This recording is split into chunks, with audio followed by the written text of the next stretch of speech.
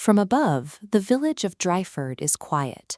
Beneath the mature tree canopy sits Feathers and Wings, a tropical bird center, housing 18 species in purpose-built aviaries. The sounds of the village give way to tropical calls.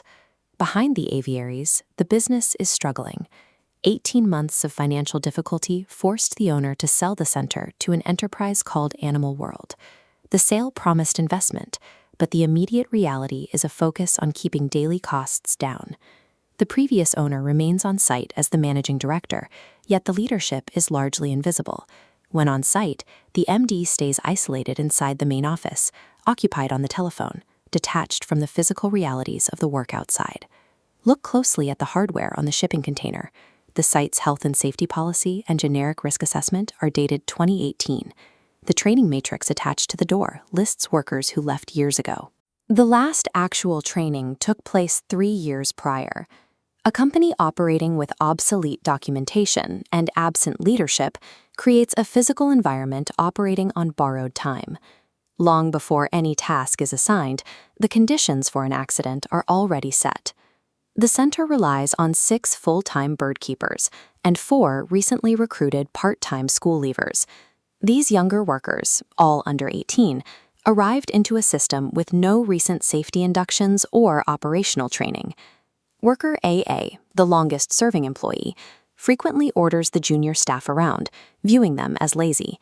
When the younger workers attempt to raise concerns about this behavior, the managing director dismisses them, telling them to come back when he is less busy. The total lack of supervision becomes obvious when an external health and safety consultant arrives for an audit.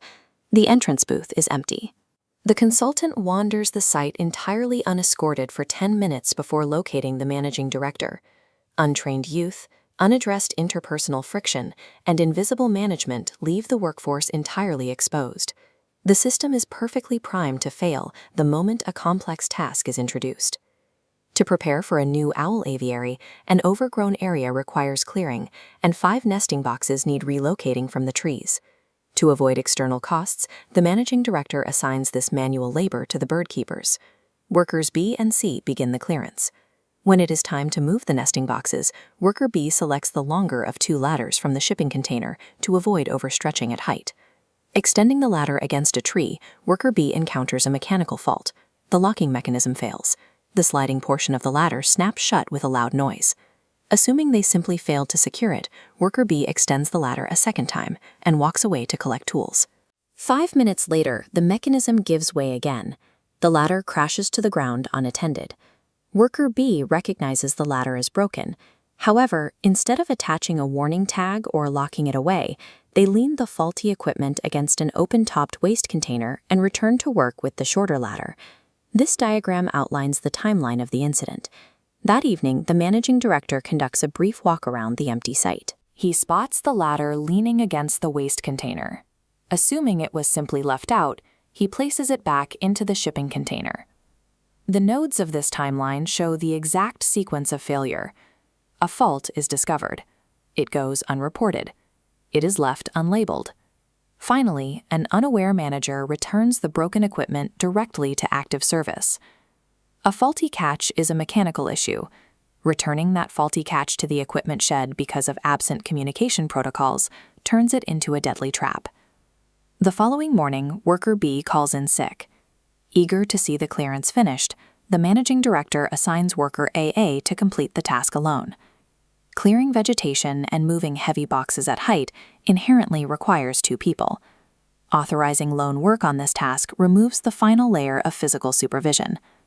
Worker AA walks to the shipping container and unknowingly selects the longer, faulty ladder, placing it against the first tree. Halfway up, the locking mechanism fails again. The ladder slides downwards. Worker AA falls 2 meters to the ground, knocked unconscious. Worker D eventually hears moaning, discovers the unconscious worker, and runs in a panic to the office. When asked for the first aid kit, the managing director has to guess its location, shouting at worker D to search the rest area cupboards. While on the phone with emergency services, the managing director learns from worker C that the broken ladder had been left by the waste bin. He realizes he put it back into service himself, but says nothing to the staff, instead leaving an angry voicemail for the absent worker B. Worker AA sustained a severe head injury.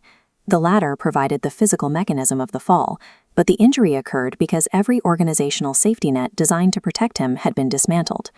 This model shows how accidents happen when operational gaps perfectly align. First, latent layers fell: financial pressures, obsolete policies, and a lack of induction training.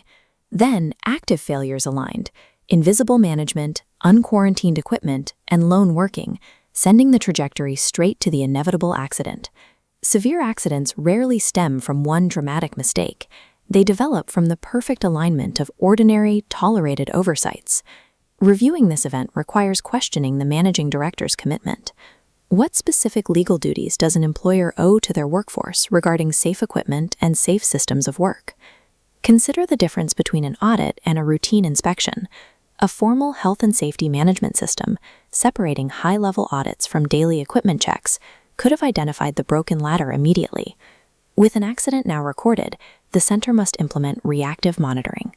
Furthermore, what specific safety information must be prioritized during the induction of underage, inexperienced workers? Ignoring warnings is a choice. The alternative is actively implementing foundational controls. Accidents develop when ordinary warnings are repeatedly missed. Looking at the evidence, what would you change first at Feathers and Wings?